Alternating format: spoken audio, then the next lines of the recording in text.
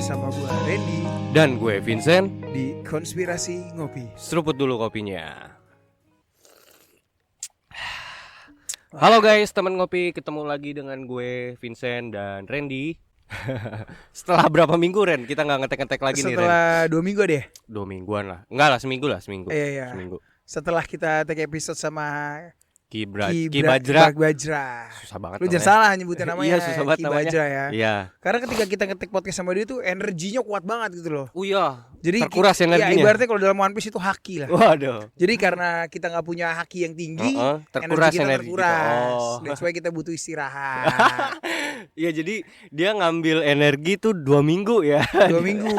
Waduh. Terkuras energinya gitu. Luar biasa energinya Ki Bajra. Salut. Salut sih. Ya. Salut. Ya. What's happening today, Bre? Gue nggak ada sih kalau misalnya dari sisi gue di Los Santos ya. Lu Iya. ada apa Ren? Kalau berita seru sih di Indonesia itu ada YouTuber asal Amerika, iShowSpeed. iShowSpeed. Wih, Ya. datang ke Indonesia. Oh ya? Iya. Oh datang. Datang dia kemarin mengunjungi 3 kota. Apa aja Itu tuh? yang pertama Jakarta, kedua Bali, ketiga Yogyakarta. Itu dia kayak bikin show gitu.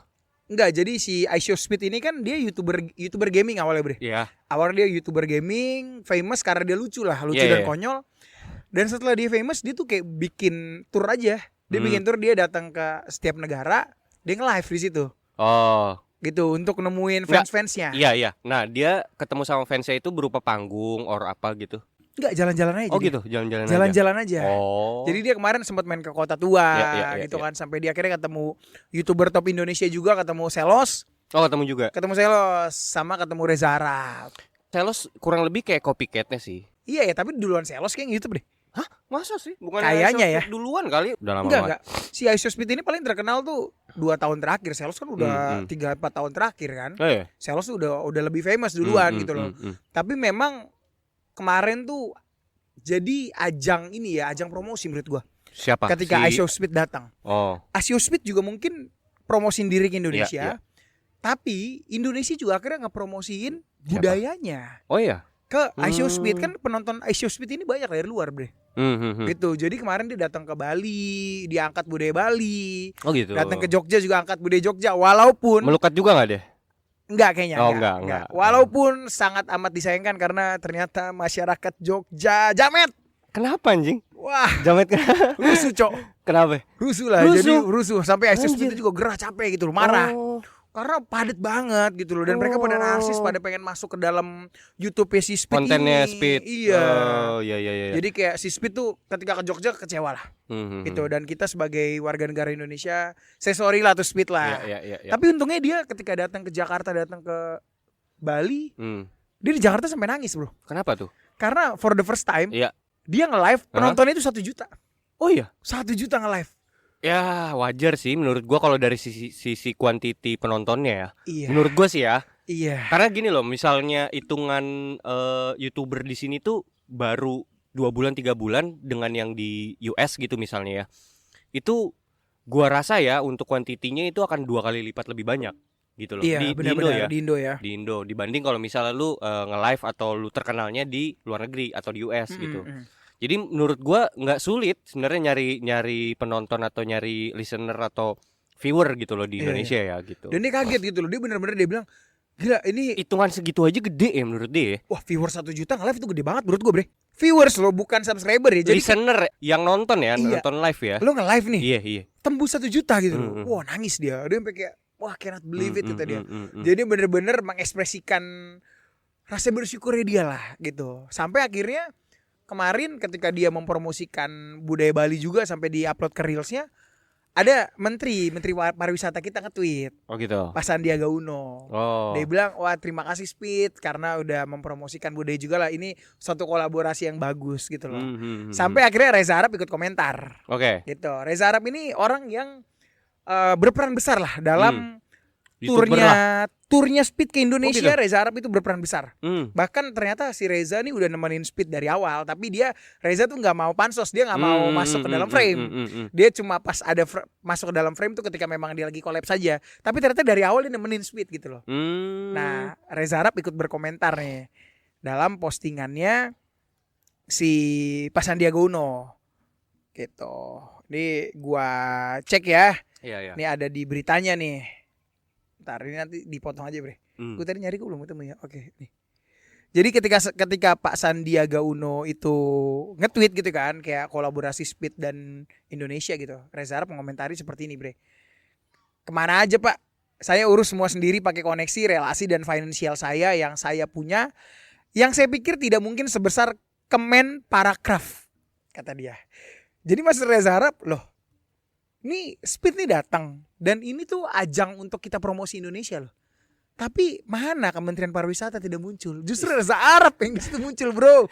Kok jadi ngurusin orang kayak gini malah swasta yang bekerja ya? Iya. Swasta yang bekerja malah ya. Swasta. Iya akomodasinya semuanya ya. Semuanya. Ini kok tiba-tiba muncul cuman kayak apa ya? Pansos namanya itu mah. Nyumbang duit kagak, apa kagak gitu ya.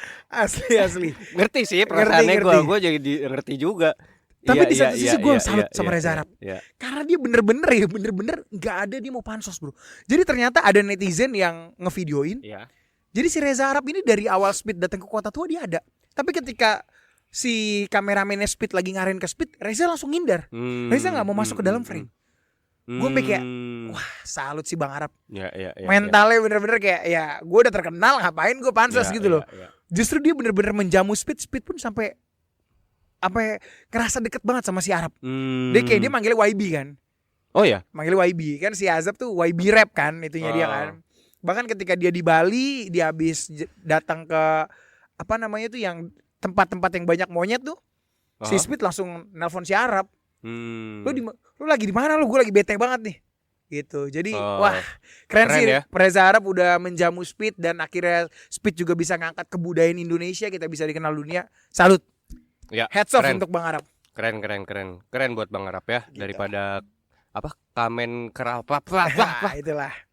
Susah anjing nama-nama instansi Indonesia tuh. Iya. Disingkat-singkat gitu bingung. Sebenarnya tadi gua enggak mau ngomongin pemerintah karena kita di setiap episode udah terlalu banyak nyindir pemerintah. Iya kan? sih bre. Tapi kok ada lagi? Iya, kok ada lagi gitu. Ya enggak berusaha ditemuin tau muncul gitu sih. kan. Nah, saat ini kita mau bahas budaya mana nih, Bre? Ini kita bahas budaya Mesopotamia, Ren. Mesopotamia. Iya, karena kebanyakan belakangan, Bang, bahas Tentang ancient civilization lagi dong gitu. Budaya tertua ya Mesopotamia ya. Nah, ini kan gue juga akhirnya yuk, coba deh kita ngebahas lagi kira-kira apa sih yang lagi belakangan rame gitu kan. Pas gue cari tahu ternyata memang sekarang ada yang viral lagi, keangkat lagi baru itu bahwa ternyata itu ini baru-baru viral, Bre. Padahal sebenarnya ini videonya udah lama gitu. Jadi ditemukan sebuah video di platform X itu terangkat lagi pada tahun 2024 ini bahwa ditemukan kuburan atau situs kuburan King Gilgamesh. Situs kuburan King Gilgamesh. Iya. Dan itu masih terawat banget, Bre. Dan di situ masih lengkap mayat-mayatnya apa segala macam dan harta karunnya apa segala macam itu masih kelihatan. Nah, itu linknya nanti gue taruh di bawah, kalian bisa lihat sendiri. Dan itu sebenarnya ditemuinnya bukan udah lama itu ya? Tahun 2003. Tahun 2003. Dan ini koneksinya itu bisa, kalau misalnya kita sambung-sambungin, Ren, itu banyak orang juga berkomentar, bertanya gitu. Tahun 2003 ditemukan di Irak gitu. Nah, itu di saat tahun itu pula juga terjadi invasi Irak. Wow. Ya, Amerika menyerang Irak. 2003. Pas banget 2003. Wah, apakah Amerika ingin mengambil jasad Epic Gilgamesh? Nah, kenapa itu? Ada apa di situ? Di summon Edo Tensei ya kan? Kita nggak tahu juga nih kan. Karena memang ada nanti kita akan bedah ke sana ya. Karena memang ada salah satu dokumen juga yang mengangkat dari FOIA itu menuliskan bahwa tulisannya gini, Resurrection of Tom Gilgamesh tulisannya. Dan itu dari para petinggi Amerika. Resurrection. What the fuck? Kenapa ya? Kenapa bisa begitu ya? Nah, itu menarik tuh. Nah, makanya coba kita telusuri nih, Bre. Kenapa bisa seperti itu? Nah, tapi sebelum itu, gue juga sebenarnya pernah bawa episode ini dalam Things Theory gitu ya. Nah, itu pernah gue sambung-sambungkan juga. Ternyata Gilgamesh ini nggak asing, Bre, di dalam literatur Alkitab. Kayak gitu. Jadi sebenarnya buat teman-teman yang udah pernah dengar sebelumnya, sebenarnya Gilgamesh ini adalah seorang raja, Raja Nimrod. Waduh Vincent, sebelum Anda nge-spill terlalu jauh, ada baiknya kita pertajam analisa lo, perkuat dengan Cocoklogi.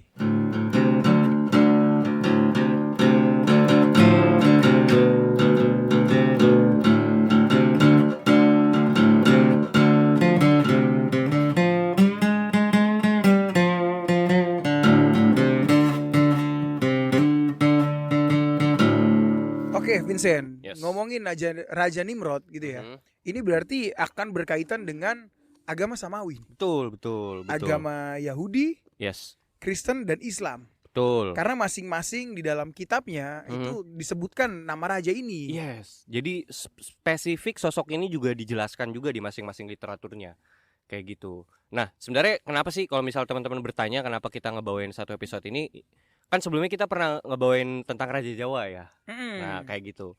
Nah, itu mungkin dari salah satu pendengar juga mikir, ini kenapa kita nggak pernah ngebahas Gilgamesh gitu. Padahal sebenarnya terkenal Epic Gilgamesh ini. Dan kita juga pernah ngebawa Epic Gilgamesh juga di Kitab Henokh. Benar. Kayak gitu. Nah, ini juga sebenarnya kurang lebih lah kayak sambungannya ketika waktu kita ngebahas tentang episode Menara Babel ya.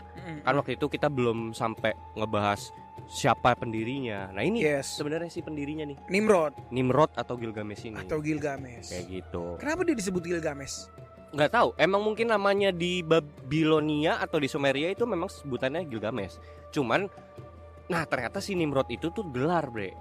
Itu bukan nama asli. Nimrod itu gelar. Gelar, kayak gitu. Nah, memang cenderung ya kebanyakan. Artinya apa? Sorry, artinya Nimrod. Iya, artinya Nimrod itu ntar akan kita bahas.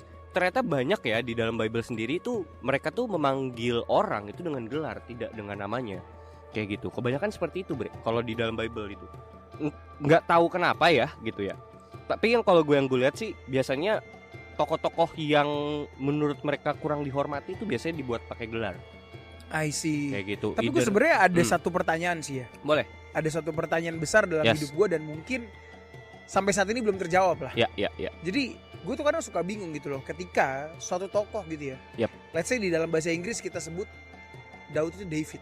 Ya. Nah, kenapa nggak di dalam bahasa Indonesia kita sebutnya David juga? Kenapa ke dalam bahasa lain tuh harus berubah namanya? Karena lu gitu ya? Lu manggil gue Randy di bahasa Indonesia, gue juga pengen dipanggil Randy di bahasa Inggris gitu loh. Gue ngapain tiba-tiba nama gue jadi Rans. Rans itu kan perusahaan Raffi Ahmad, beda bro. Atau apa gitu ya? Nggak tahu ya, mungkin karena etimologi bahasa sih. Itu lebih kepada etimologi bahasa sih, menurut gue ya. Karena tergantung kulturnya lah, lu kulturnya di mana. Karena kan sebenarnya kalau kayak penyebutan Jesus aja beda-beda tuh di setiap kultur atau bahasa. That's why gue bertanya-tanya, kalau kata diubah nggak ada masalah bro. Tapi kalau ketika ini kalau nama ya, kenapa tidak disebutkan nama aslinya aja? Bahkan kayak misalnya, kenapa ya? Bahkan kayak misalnya di bahasa Ibrani aslinya kan Yeshua panggilannya tuh. Nah di China aja udah bergeser tuh Yesu. Nah kita tuh sebenarnya ada turunan etimologis dari Asia itu, jadi Yesus gitu loh. Nah di Amerika, di Inggris Jesus gitu loh. Atau jangan-jangan kalau misalnya di Yunani Zeus lagi Ren. Waduh. Gak bercanda guys. Iya karena untuk yang punya nama ini kalau gue pribadi gue dipanggil Rans, Rongs, Ranks, ya gue nggak akan nengok gitu loh. Nah makanya mungkin untuk teman ngopi yang tahu jawabannya bisa komen itu atau yang ahli biblikal atau ahli kitab itu, bang kenapa namanya berubah ini karena ini bang gitu, mungkin boleh jelasin ya supaya pemikiran kita nih bisa dapat insight gitu loh. Bisa dapat insight bisa lah dapat insight gitu. Nah kita langsung masuk aja Ren. Tadi kan lu bertanya-tanya tuh Nimrod ini artinya apa gitu kan. Dan tadi gue sebut itu gelar. Nah jadi gini Ren, menurut tradisi orang Ibrani dan literatur teks Ibrani kuno, yaitu di kitab Kejadian atau Genesis, bahwa yang mencetuskan pendirian kota dan menara Babel ini kan Nimrod tuh ditemukan di dalam Alkitab.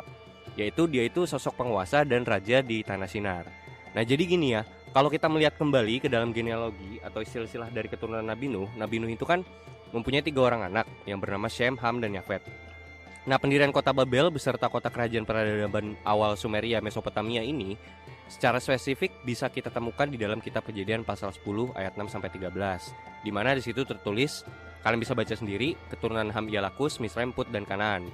Nah selanjutnya si Kus ini punya keturunan ialah Seba, Hawila, Sabta, Raima, dan Sabteka. Nah terus Kus ini memperanakan Nimrod. Dialah yang mula-mula sekali orang yang berkuasa di bumi.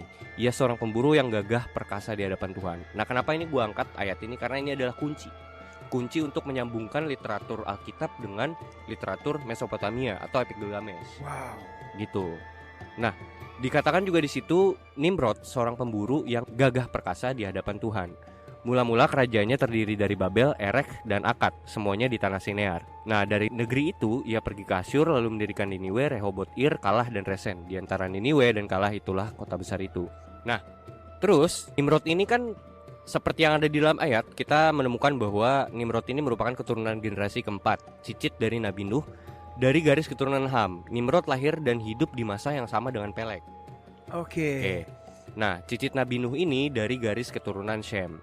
Jadi bisa dibilang dialah sosok manusia pertama yang menerapkan sistem kerajaan, sistem peradaban, dan sistem tata letak kota. Sebab dikatakan dialah orang yang mula-mula sekali berkuasa di bumi. Itu kata kuncinya tuh yang ada di dalam ayat. Berarti orang yang mula-mula sekali berkuasa di bumi. Bisa dibilang dia tuh kayak the first king lah. The first king yang menerapkan sistem feodalisme gitu loh di dalam peradaban gitu. Oh iya, karena sebelumnya belum ada ya? Belum ada. Keturunannya yang lain tuh kayak mereka tuh mungkin kayak cuman bikin camp-camp gitu doang, Bre. Iya ya. Iya, cuman dia lah yang karena kan dia masa sebelum Abraham, jauh sebelum Abraham. Jauh. Iya, sebelum itu belum ada ya. Nah, sangkut pautnya kalau misalnya lu bilang tadi Abraham itu kampungnya di Ur, di Erek. Emang orang Mesopotamia Abraham kan? Emang orang Mesopotamia, dan dia emang disuruh cabut kan dari Mesopotamia kan ke tanah perjanjian gitu kan.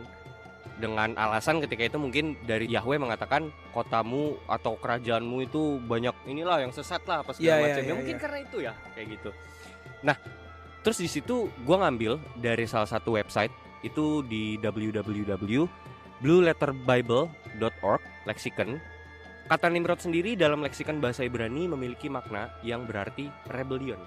Rebellion, pemberontak, defiant, atau arti bahasa Indonesianya gagah perkasa. Nah, kata Nimrod sendiri merupakan padanan kata dari marat dalam bahasa Ibrani yang berarti pemberontakan. Maka secara etimologis Nimrod sendiri bukanlah sebuah nama.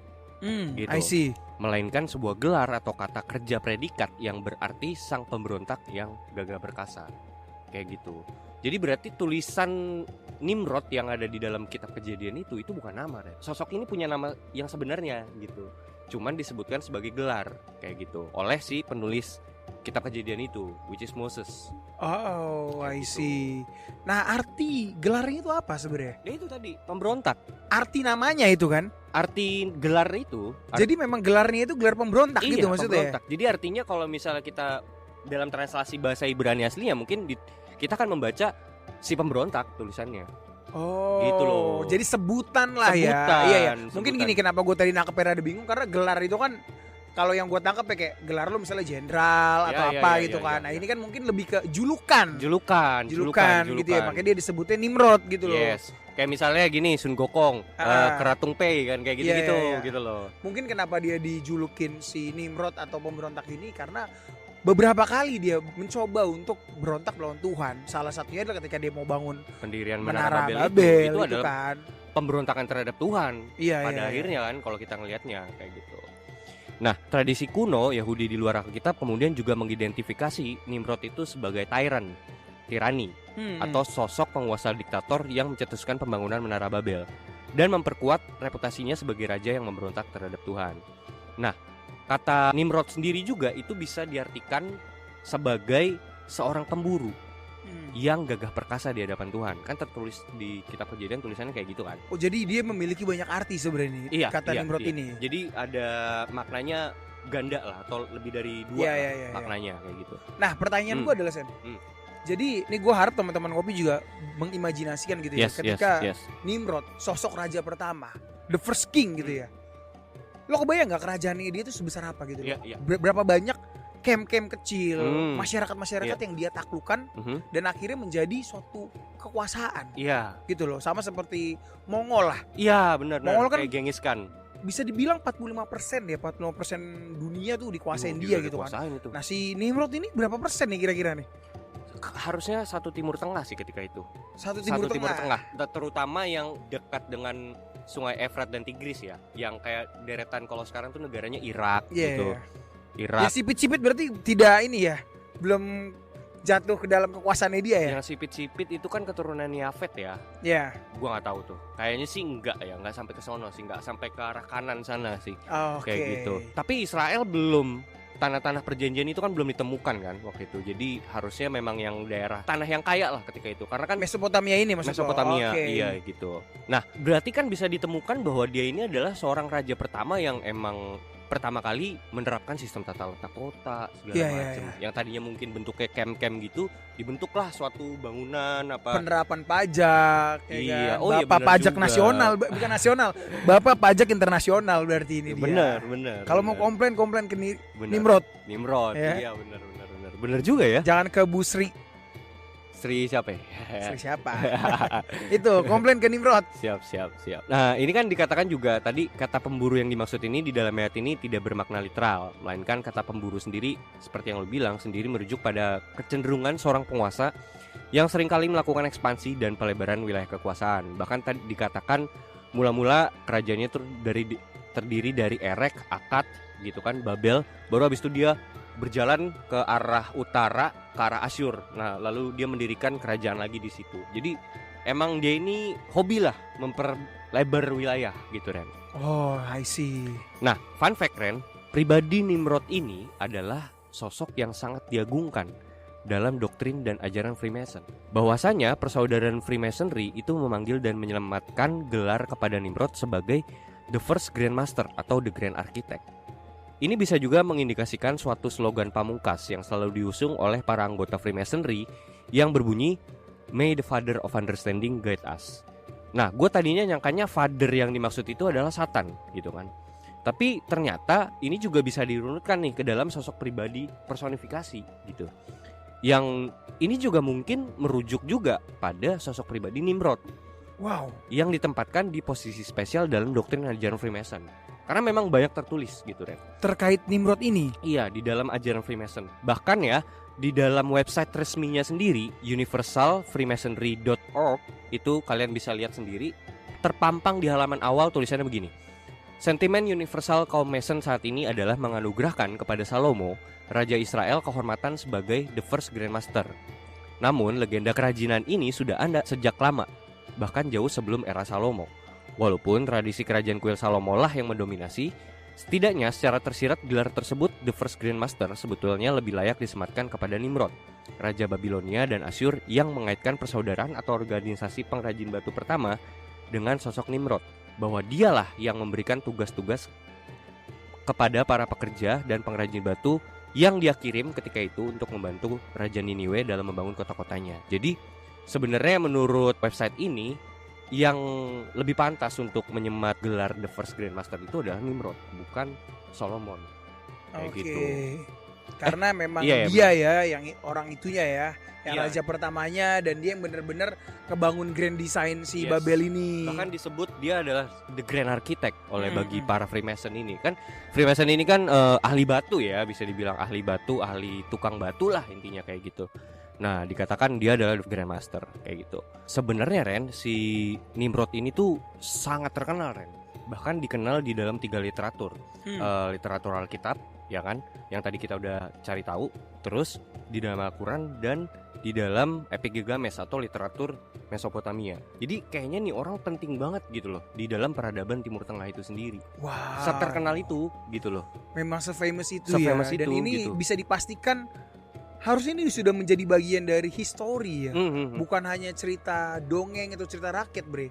Karena udah masuk ke dalam kitab-kitab agama gitu loh. Iya, betul. Ya bahkan ada di Epic Gilgamesh gitu kan. Iya. Ya setidaknya kita nggak bisa benar-benar bilang full history gitu ya. History ya, tapi semi-historik lah. Iya, semi-historik. Dan setidaknya tuh bisa divalidasi dari berbagai literatur gitu loh. Iya gitu loh. Jadi setidaknya ini orang famous banget lah. Bahkan Bre di dalam Alkitab sendiri pun bukan cuma di dalam kitab Kejadian, ada 3 referensi yang menyebutkan nama orang ini. Jadi sebegitu terkenalnya, Bre. Contohnya misalnya tuh di Mika, kitab Mika. Itu di Mika 5 pasal 1 ayat 5. Gue langsung di ayat 5-nya aja ya, kalian bisa baca sendiri. Ayat 5-nya tertulis, mereka itu akan mencukur negeri Asyur dengan pedang dan negeri Nimrod. Dengan pedang terhunus, mereka akan melepaskan kita dari Asyur apabila ia ini masuk ke negeri kita dan menginjak daerah kita. Dari sini si Mika ini, penulis tuh ngerti dan tahu bahwa popularitas si Raja Nimrod itu sebegitu besarnya, bahwa dia adalah Raja Mesopotamia ketika itu yang sangat famous gitu. Bahkan disebutin negeri Nimrod. Negeri Nimrod. Padahal kan maksud gua negeri Nimrod itu kan Mesopotamia dan berganti-ganti dinasti kan. Iya, berganti-ganti raja. Kenapa negeri Nimrod disebutkan? Iya, dan zaman Nimika itu rajanya udah bukan Nimrod. Iya. Jauh. Iya, bahkan ada lagi sebenarnya raja-raja yang terkenal juga nggak kalah famous ya. Misalnya kayak Nebukadnezar gitu kan. Kenapa nggak tanah Nebukadnezar gitu? Kenapa harus negeri Nimrod disebutkan? Tapi itu berarti seperti negeri terkutuk ya. Ya, bisa dibilang kayak gitu. Rajanya aja tuh Nebukadnezar. Loh, memang kan disebutkan tanah orang-orang yang tidak mengenal Tuhan kan memang. Iya. I see. Bahkan kalau misalnya kita track back lagi ke dalam literatur kita Penok, dikatakan disitulah tempat jatuhnya The Watchers. Tempat jatuhnya The Watchers. Iya. Dan pendirian Menara Babel ya di tanah itu juga. Iya. Jadi emang benar-benar tanah terkutuk, betul kan? Makanya memang ketika Abraham gitu ya, bapak orang benar disebutnya gitu kan. Bapak orang beriman. Bapak orang beriman, orang yang suci ini ya dipindahkan oleh Tuhan. Disuruh cabut ya dari tanah terkutuk. Tapi luar biasa Tuhan adalah dia lahir dari tanah ini. Ya. Dari tanah Mesopotamia. Dari tanah Mesopotamia. Tapi dipindahkan ke tempat yang jauh lebih baik gitu lebih baik. Ya. Apakah saya akan dipindahkan Tuhan ke tempat yang lebih baik? Saya masih menanti-nantikan ini. Supaya pindah dari Los Santos ini. Iya, memang Los Santos tanah terkutuk ya Ren ya. Aduh. Iya. Pengen juga ya. Iya. Tuhan dengar doa saya Tuhan. Iya. Ke New York gitu kayak. Iya. Tapi sekali lagi ya, gue ingin menjabarkan juga ini omongan Pastor Pendeta Christopher T.P. Heru. Oke. Ada iman yang besar dan iman yang benar gitu ya. Iman yang besar adalah ketika lo bilang, "Woi, saya harus pindah ke tanah perjanjian" gitu ya. Atau, "Woi, saya ingin memindahkan gunung A ke gunung B." Toko Gunung Agung lah pengen lo pindahin jadi Gramedia gitu kan. Iya. Nggak pindah tuh. Bisa pindah gitu loh. Itu iman yang besar. Oke. Gitu. Dia bisa memindahkan lah. Iya. Tapi iman yang benar adalah sekalipun Gunung Agung tetap jadi Gunung Agung, Gramedia tetap jadi Gramedia. Sekalipun hal yang lo inginkan tidak terjadi, tapi lo tetap percaya. Widih. Itu iman yang benar. Intinya ketika gunung itu pun nggak pindah, tapi lo tetap percaya gitu ya. Percaya. Itu iman yang benar. Yes. Keren. Percaya sama siapa? Sama Tuhan Jesus lah. Iyalah. Bukan betul. sama Lucy the Sky Diamond. Bahkan itu kayaknya buat pemujaan kepada Lucifer juga tuh lagu tuh. Iya. Lucy in the Sky with Diamond kan? Iya. Loh, kita kan baca di dalam Yeskiel kan? Dia penuh dengan batu permata kan? Lucy in the Sky with Diamond kan? Iya. Kasihlah itu ke para pemuja Lucy. Gitu Bre. Nah jadi memang itu satu di referensi di dalam Mika. Kemudian juga ada di kitab Tawarik. Di tepatnya 1 Tawarik pasal 1 ayat 10. Itu juga tertulis di situ, Kus memperanakan Nimrod, dialah orang yang mula-mula sekali berkuasa di bumi. Dan selalu penekanannya kenapa orang tuh taunya dialah yang punya negeri Mesopotamia gitu. Dialah penguasa yang abadi gitu loh. Namanya tuh abadi gitu loh. Iya kan? Udah ganti periode, ganti zaman, tapi orang masih tahu dia nih legend gitu loh. Iya. Si Apakah raja karena dia yang pertama ya? Tapi harusnya nggak selalu seperti itu ya. Iya. Atau kalau konspirasinya jangan-jangan dia hidup abadi deh. What? Loh iya kan? Karena bentar, karena gini. Biasanya siapapun yang pertama kan akan terkenal. Betul. Tapi nggak selamanya yang pertama akan selalu menjadi lebih terkenal. Kayak misalnya gini. Who is the president? The first president of America? Washington. Iya, presiden pertama Amerika George Washington. Iya. Dan dia yang paling terkenal kan. Orang-orang tahu. Nah, apa mungkin karena dia adalah the first king. Iya, bisa juga kayak gitu. Dan bisa juga yang kayak tadi gue bilang, kalau misalnya ngomong konspirasinya, jangan-jangan dia hidup abadi. Karena di literatur Mesopotamia atau Epic Gilgamesh, memang dia hidup abadi kan? Di literatur ya? Di literaturnya ya. Iya. Nah ini kalau misalnya tadi kita ngebahas dari literatur Alkitab gitu ya. Kalau misalnya di literatur Al-Quran itu juga tertulis Bre, spesifik sosok ini, cuman dengan nama yang lain ya, kayak gitu. Coba Bre, silakan lo bawain Bre. Di dalam literatur Al-Quran ada yang menuliskan sesosok yang diidentifikasi sebagai Nimrod. Itu disebutnya Raja Namrud. Menurut artikel yang dilansir dari detik.com yang membahas tentang esensi dari surah Al-Baqarah ayat 258 sampai 260, correct me if I'm wrong ya, maaf teman ngopi kalau saya salah baca gitu ya. Berikut isi kandungan surat Al-Baqarah ayat 258 sampai 260 yang juga dilansir dari situs Kemenak. Dalam ayat ke-258 dikisahkan keangkuhan dari Raja Namrud saat sedang berbincang dengan Nabi Ibrahim. Gelarnya sebagai raja dan kekuasaan yang Raja Namrud miliki membuatnya ingkar dan zalim kepada Allah. Lalu dijelaskan secara spesifik bahwa ayat ke-258 menampilkan dialog perdebatan antara Nabi Ibrahim dan Raja Namrud. Nabi Ibrahim yang diberikan petunjuk oleh Allah selalu memiliki dalil yang kuat untuk menjawab omong kosong Raja Namrud. Sebaliknya, Raja Namrud tidak memiliki alasan lain untuk memperkuat argumennya sehingga ia pun kalah. Nah, dari surat Al-Baqarah, ini pula dapat diafirmasi bahwa sosok yang diidentifikasi sebagai Raja Namrud memiliki kecenderungan sifat yang angkuh. Sosok pemberontak dan digambarkan sebagai manusia zalim yang ingin melawan, menentang dan memberontak kepada Tuhan. Wow. Nah, itu tadi Bre pembahasan dari Al-Quran. Oh, jadi emang terkenal banget nih orang ya? Terkenal ya, kenapa gitu ya? Iya. Sampai ada di setiap kitab lah ya.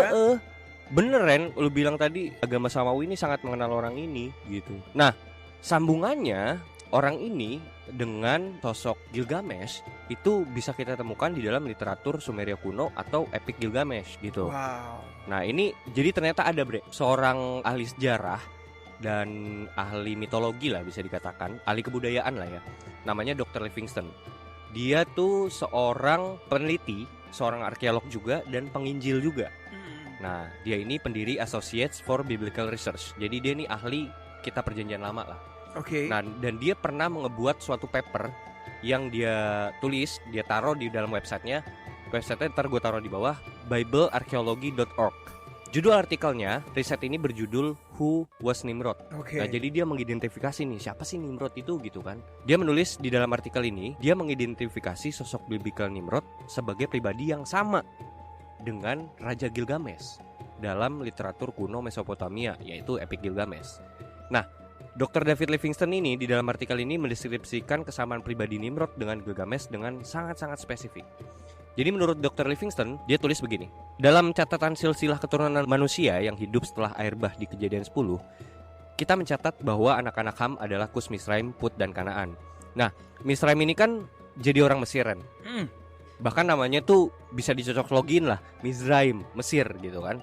Sedangkan Kus ini tinggal dan menetap di tanah Shinar, which is tanah Mesopotamia, yang oleh sebagian besar pakar dianggap sebagai Sumeria. Di sana berkembang peradaban pertama setelah air bah.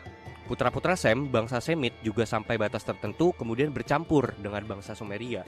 Karena memang bangsa Sem itu ya keturunan awalnya si Abraham.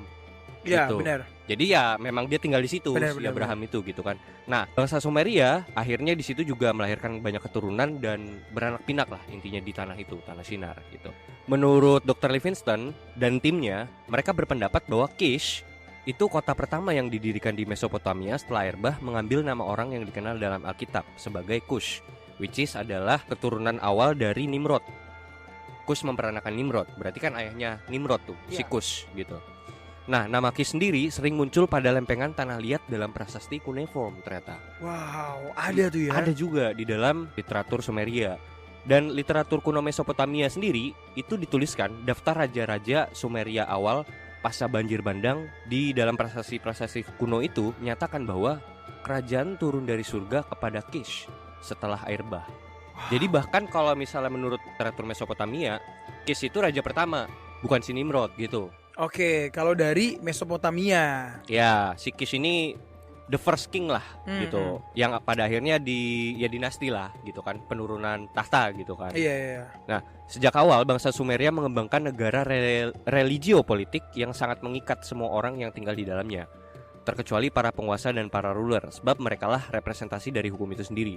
Sistem ini mempengaruhi kebudayaan Timur Tengah secara general selama lebih dari 3.000 tahun, di mana kita temukan dari zaman Mesopotamia hingga zaman Yesus sekalipun itu memang tanah Irak dan sekitarnya itu memang religio politik banget. Jadi dinasti religio gitu. Iya. Jadi kerajaan yang berlandaskan keagamaan gitu. Jadi tokoh-tokoh agama tuh ya levelnya tinggi juga gitu mereka ya. Mereka berperan besar dalam hal politik ya. Benar.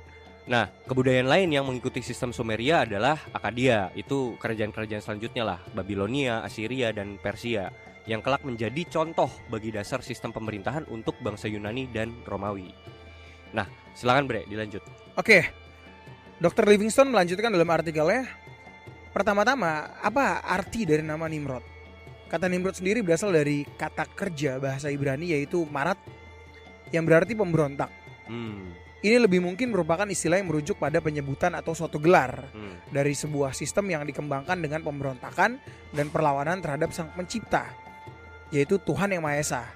Pemberontakan sendiri pun dimulai sesaat setelah air bah surut ketika peradaban dipulihkan, tepatnya pada generasi keempat Noah.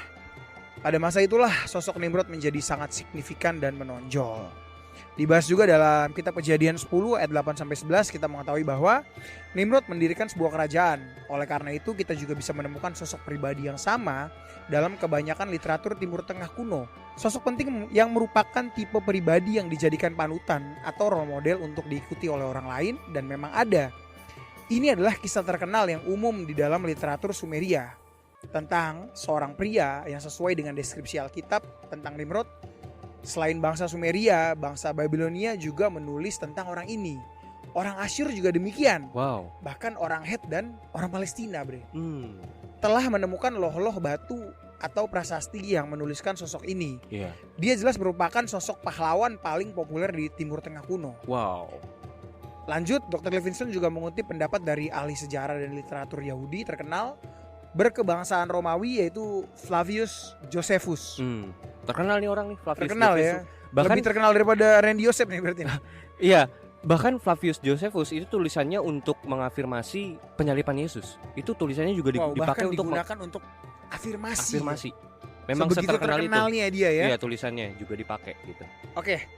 Flavius Josephus berkata, sekarang Nimrodlah yang membuat mereka terhina dan menghina Tuhan. Dia adalah cucu Ham, putra Nuh, seorang lelaki pemberani dan memiliki kekuatan tangan yang besar. Ia memujuk mereka untuk tidak menganggap kejayaan itu berasal dari Tuhan.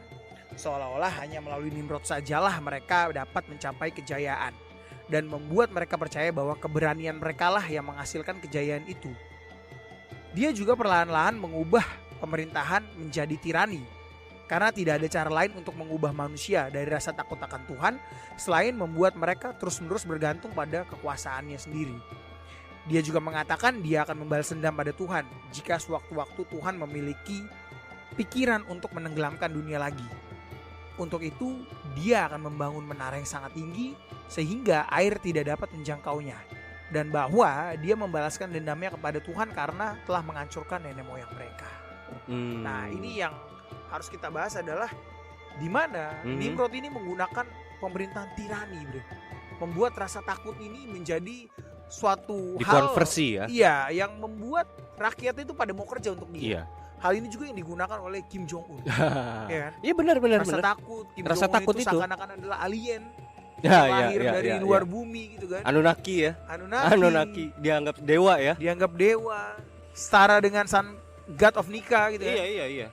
Iya bener sih Ren. Jadi memang ternyata tirani ya. Jadi dia mengandalkan rasa fear itu untuk dikonversi jadi pekerja.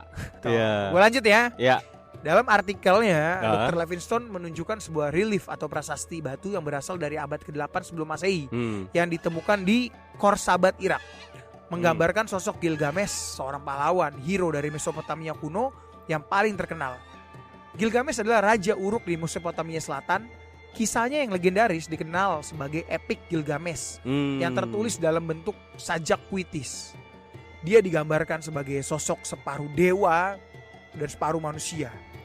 Seorang pembangun dan pejuang yang hebat serta orang bijak dalam epos tersebut. Para tim ahli yang menuliskan riset ini menyimpulkan dan mengidentifikasikan pribadi Gilgamesh sebagai sosok Nimrod yang dikenal dalam literatur Alkitab. Gitu. Jadi dikatakan juga ya Bre, tadi yang seperti yang lo katakan itu, bahwa di dalam Epik Gilgamesh tertulis si Gilgamesh ini setengah dewa setengah manusia. Yes. Which is kalau di dalam literatur Alkitab dia setengah malaikat setengah manusia Bre. Nephilim dia itu. Nephilim. Anak dari fallen angels kan?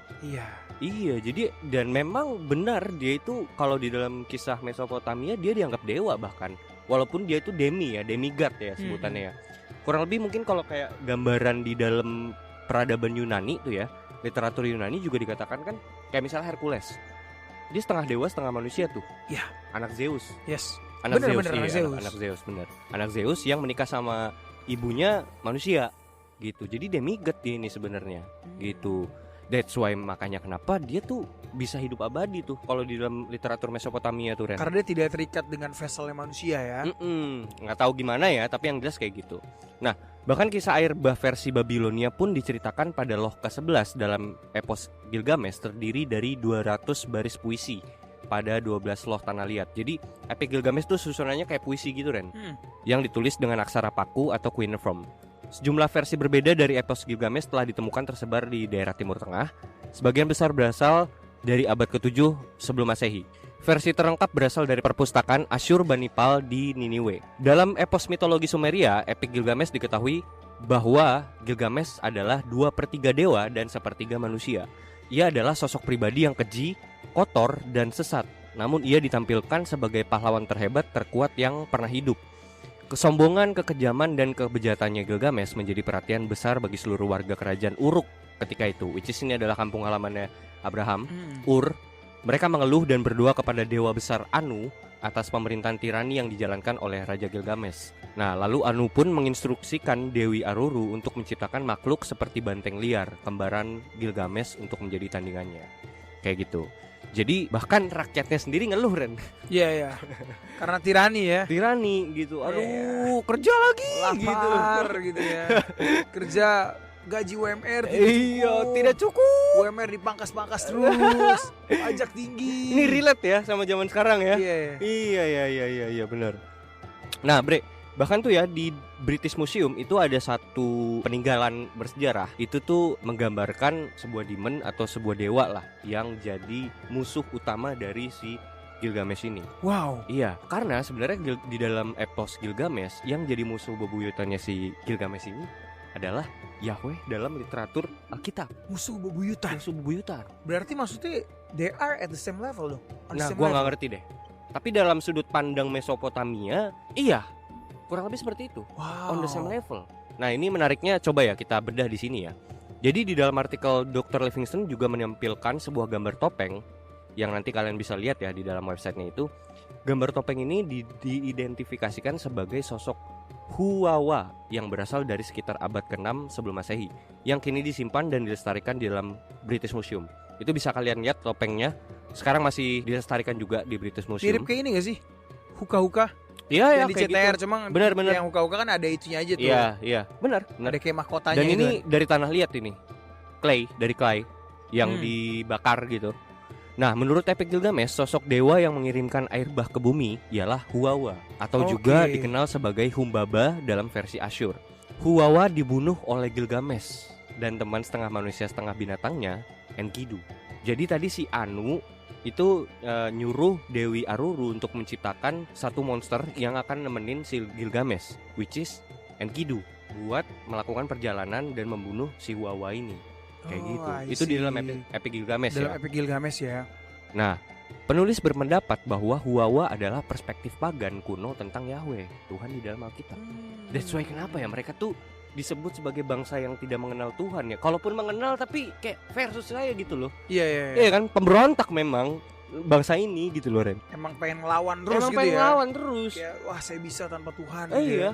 Bahkan di dalam Epic ini si Huwawa ini kan menjadi sosok antagonis gitu kan. Malah yang jadi musuh tuh dia gitu loh. Si Gilgameshnya jadi baik gitu. Gilgamesh pergi berpetualang mencari keberadaan Huwawa, bertekad untuk membunuh Huwawa supaya sosok yang mengirimkan air bah ini tidak mengirimkan banjir lagi atas bangsa mereka. Dia membawa bersamanya seorang teman bernama Enkidu, atau di dalam literatur Mesopotamia sebagai dewa laut sesembahan orang Sumeria, yang memiliki sosok mengerikan setengah manusia setengah binatang. Bersama-sama dengan Enkidu, Gilgamesh melakukan perjalanan panjang ke Gunung Cedar untuk menemukan dan menghancurkan, dalam tanda kutip, monster Huwawa yang mengirimkan air bah. Nah, di dalam perjalanan, Gilgamesh berkata kepada Enkidu, si manusia setengah binatang. Ini tulisan ini dapat ditemukan di tablet ketiga baris 147 sampai 150. Gilgamesh bilang kayak gini ke Enkidu, "Jika aku mati," kata Gilgamesh, "aku akan membangun nama untuk diriku sendiri." Gilgamesh telah mati dikalahkan, kata mereka, dalam pertempuran melawan Huwawa yang mengerikan. Itu, Bre. I see. Jadi at the end of the day, Gilgamesh di dalam sejarah Mesopotamia ini gitu ya, dia menganggap bahwa Tuhan Allah atau Yahweh itu sendiri adalah Huwa-Huwa. Huawei. Iya, Iya. Huawei yang memang Mengirimkan bahkan dia kayak mencoba membuat image-nya tuh kayak like a Iya, monster gitu ya. Iya. Di framing kayak gitu. Di framing. Jadi Jadi akhirnya berperang tuh. Berperang kayak gitu. Nah, terus Berperang dan kalah. nah di dalam di sini nih si Gilgamesh sama si Enkidu itu jalan mencari memburu si Wawa. Entah ketemu atau enggak, entah terbunuh atau enggak tertulis. Kepotong bagian itu tuh kepotong. Tapi cuman gue tuh nyari si potongan clay itu yang menuliskan gimana cara dia ngebunuhnya, bla bla bla, tuh nggak ada. Itu. Oke. Berarti sebenarnya di dalam puzzle-nya ini gitu ya. Di dalam clay-nya ini yang tertulis adalah cuma bagian awal sampai tengah tuh kepotong. Ada akhir. Akhirnya si Gilgamesh telah mati dikalahkan. Gilgameshnya hidup abadi. Jika aku mati kata Gilgamesh, aku akan membangun nama untuk diriku sendiri. Kan jika. Oh maksudnya tuh kayak iya, dia Gilgamesh telah mati dikalahkan tuh angan-angan. Iya, dia lagi ngomong ke Enkidu. Nih kalau gue mati kayak gitu loh. Oke. Iya. Kadang-kadang bingungin soalnya. Iya. Jika aku mati, kan dia ngomong ke Enkidu kan. Gue akan mendirikan suatu monumen kata dia. Kirain gue kan itu kan udah di titik. Ya. Dari titik itu udah kelar. Nah, lanjutannya itu Gilgamesh telah mati. Enggak. Jadi selesai pertempurannya. Lanjutannya emang kepotong, bagian itu kepotong, cuman intinya at the end si Gilgamesh itu hidup abadi. Oke, jadi Gilgamesh itu bilang ke Enkidu, yes, kalau dia mati itu ya at least dia udah mencoba lah. Ya. Try hard lah. Ya. Gitu dan kan. Dan bangsa-bangsa tuh akan mengingat dia sebagai orang yang pernah melawan Huawei gitu. Gitu. Huawei bukan Huawei ya. Huawei. Kayak gitu. Oke, I see. Ini kan mirip seperti ini gak sih kayak pertempuran Lucifer dan malaikat Michael yang akhirnya Lucifer terusir dari surga gitu. Bisa nggak kalau kita sebut kayak ternyata Mesopotamia itu adalah surga zaman dulunya. Terus terjadi pertempuran epik di sana gitu kan. Ya ini ya.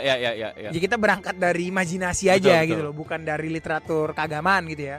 Jadi kayak terjadi peperangan, at the end Gilgameshnya kalah, tapi nggak mati gitu loh, cuma kayak diusir aja. Ya, bisa iya dan bisa enggak. Itu kan berdasarkan ini aja ya, berdasarkan possibility aja ya. Cuman kalau gue sih, karena menurut gue ini lebih bisa match. Makanya si Dr. Livingstone tuh menyangkutkan literatur ini dengan literatur Nimrod yang ada di dalam kitab Kejadian itu sendiri. Jadi memang identifikasi Gilgamesh ini sebagai Nimrod memang. Gitu. Iya. Nah, makanya dia bilang, dia melanjutkan nih di dalam artikelnya dia tulis. Menurut Dr. Livingstone, dia menulis terjemahan bahasa Inggris dari bahasa Ibrani untuk Kejadian 10 ayat 8 sampai 10 ini sangatlah lemah kata dia. Menurut si penulis kitab suci ini, dia tidak menyebut Gilgamesh dengan namanya, namun malah memanggilnya dengan sebutan yang mengejek, yaitu si pemberontak makanya disebutkan. Oke, jadi Gilgamesh itu sebenarnya nama aslinya. Nama aslinya. Nah, si Nimrod ini gelar pemberontak gitu loh. Nah, menurut dia harusnya, menurut Dr. Livingstone, terjemahan yang bagus itu menurut dia diterjemahkan di dalam Kejadian 10 ayat 8 sampai 10 ini harusnya ditulis kayak gini. Kus memeranakan Nimrod, dialah yang mula-mula menjadi penguasa tiran di bumi. Dia adalah seorang pemburu yang kejam yang menentang Yahweh atau Tuhan. Demikian dikatakan Nimrod sang pemberontak kejam, musuh dari Yahweh. Wah, sebenarnya translasi yang match itu, tuh kayak gitu. Menurut Dr. Livingstone kayak gitu. Nah, jadi yang bisa kita ambil nih Ren dari apa yang ditulis sama Dr. Livingstone ini, dia menyoroti beberapa kesamaan yang signifikan antara Nimrod dan Gilgamesh kalau kita identifikasikan ya. Karena memang kesamaannya itu sangat match lah. Nah, ini beberapa yang bisa kita bawain, Bre. Ini menguatkan gagasan bahwa mereka adalah figur sejarah mitologis yang sama dan kemudian digambarkan secara berbeda aja di masing-masing teks kuno gitu loh. Misalnya, 1, dua-duanya pemberontak terhadap Tuhan. Kedua, sifat tirani. Ketiga, dua-duanya itu mendirikan kota atau kerajaan. Yang keempat, diasosiasikan sebagai seorang pemburu. Nah, yang kelima itu misi pencarian keabadian.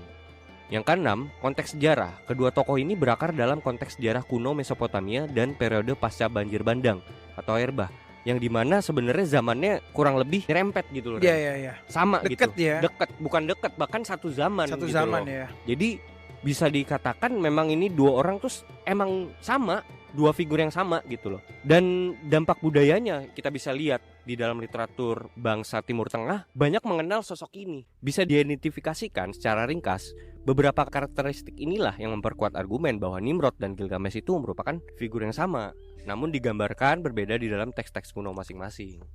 Gitu. Dan ini yang paling menarik adalah poin nomor 5 nih. Apa yang tuh? dimana dijabarkan misi pencarian keabadian. Ini kan yang dilakukan oleh Salomo juga, Bre. Oh, ya? Dan dilakukan oleh banyak orang-orang kaya yang saat ini kan. Seperti Mark Zuckerberg, pendiri Amazon gitu kan. They want to be eternal. Iya, benar-benar. Mereka selalu ingin menjadi abadi. Iya, bahkan banyak project-projectnya tuh kayak misalnya adrenochrome, Iya. yang memperpanjang umur. Iya, yang katanya harus nyiksa anak bayi dulu gitu ya. Ya, untuk mengeluarkan suatu darah apa gitu supaya mereka minum gitu kan. Ketika mereka minum jadi awet muda gitu. Iya, Itu kan misi pencarian keabadian gitu. Yes. Bahkan ini juga ada project apa tuh yang namanya cryogenic, yang dimasukin tubuh mayat tuh supaya jadi awet gitu kan, terus dimasukin artificial soul atau AI. Iya. Ya kan? Ya, itu salah satunya lah. Dan ini adalah ideologi yang sudah ditanamkan sejak dulu, Bre. Jadi kayak manusia tuh dikasih misi lah dari para nenek moyangnya yang mencoba melawan Tuhan. Which is nenek moyang yang diajarin sama para Anunnaki dalam tanda kutip atau malaikat jatuh atau ini. fallen angels ini gitu kan. Apalagi yang paling mengerikan saat ini adalah konsep di mana Tuhan itu jahat. Iya. Loh, ini kan yang dicoba diajarin nih dalam literatur Mesopotamia. Walaupun kita ngelihatnya ini sudut pandang kultur sih, bener. Cuman maksudnya nggak match aja gitu sama pemahaman kita yang sekarang gitu. Benar. Iya kan? Ya anak-anak edgy zaman sekarang gitu kan. Mereka menganggap bahwa Lucifer itu yang baik. Lucifer memperjuangkan hak-hak manusia. Iya. Mengajarkan peradaban. Loving yourself. Iya. Apa namanya? Mencintai diri sendiri. Iya. Mencintai diri sendiri gitu kan. Iya. Terus di mana kayak Yesus dan Tuhan gitu ya. Bahwa Allah Bapa itu jahat, tirani. Iya, bahwasanya lu yang menentukan nasib lu diri lu sendiri, itu kan bergantung pada diri sendiri gitu. Iya, yang which is itu sangat berlawanan gitu. Gue mau kasih pesan sih, Bre, untuk teman-teman ngopi yang beragama Kristen ya. Yang beragama Kristen mungkin kalau yang beragama lain boleh di skip, tapi kalau mau dengerin ya nggak apa-apa gitu ya.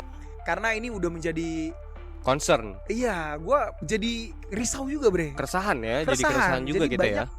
Anak-anak Kristen tuh yang pada kayak bilang, sekarang udah ada apa namanya, kayak bukan agama ya, apa namanya, ideologi baru lah, pemikiran baru gitu, kayak New Age lah segala macam gitu kan.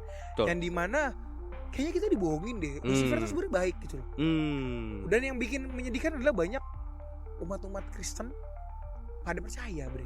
Dan ini real ya, maksudnya lu real ada orang-orang yang sebenarnya bisa dibilang generasi muda lagi gitu kan. Generasi muda. Iya kan? Iya. Bukannya kita mau nge-labelin ya, maksudnya kayak Gen Z or apa gitu. Mereka tuh tapi percaya gitu.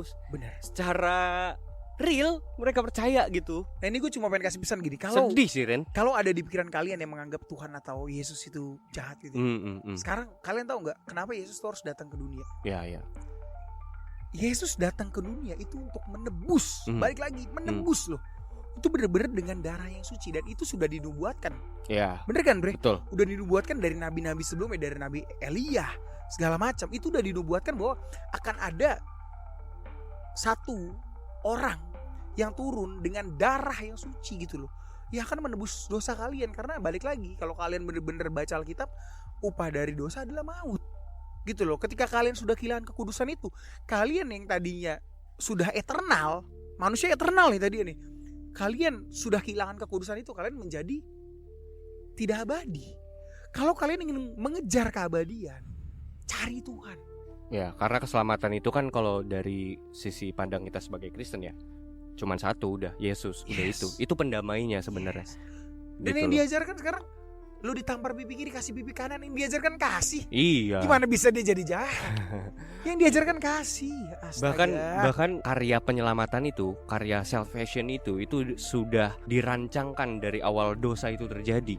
Waktu dimana ketika Yahweh itu berhadapan langsung dengan Hawa, Adam, Satan. Yes. Kayak gitu. Dari situ tuh udah langsung dirancangkan. Itu kalau misalnya di dalam ini gue akan menyinggung sedikit doktrin ini ya, doktrin kekatolikan ya. Itu namanya protovangelium. Jadi itu dasar awal karya keselamatan itu terjadi. Karena ada pemisahan kan. Pemisahan manusia dengan Tuhan. Yang tadinya Tuhan sama manusia tuh hidup berdampingan, bergaul dengan Allah gitu loh. Levelnya melebihi Henok malah ya kan. Iya kan? satu tempat gitu loh. Karya penyelamatan itu terjadi ya karena ada dasar itu. Makanya that's why bapak-bapak gereja ketika itu menyebutnya protovangelium. Cikal bakal vangelium itu kan keselamatan. Yeah. Jadi cikal bakal dari keselamatan. Di awal terlakunya dosa itu langsung dibuat sebuah karya usaha keselamatan untuk menyelamatkan manusia. Itu seberapa cintanya Gila, gue merinding, Bapak ya kan. Merinding gue cu. Merinding Karena gua begitu besar kasih Allah akan dunia ini, Yes. sehingga ia mengorniakan anak yang tunggal untuk mati buat kita. Jadi kayak lo ngomong Lucifer, fuck man, gue udah nggak tahan ya. Maksudnya ketika Vincent bilang kayak Bre, yang apa-apa lah, kita hargain aja pemikiran mereka. Tapi gue pun tadi mencoba menghargai itu Bre. Tapi sampai udah banyak nih akhirnya remaja-remaja Kristen yang terkena, yang terpengaruh ya hal-hal itu ya. Gue jadi kayak men, bahkan kalau gue harus declare war with you, gue akan declare war gitu loh. Tapi bukan dengan cara gue akan fight atau gimana gitu loh. Gue tetap akan menganut ajaran kasih. Tuhan Yesus bilang, berdoalah bagi orang menganiaya kamu, berdoalah bagi musuhmu. Berdoa bagi musuhmu.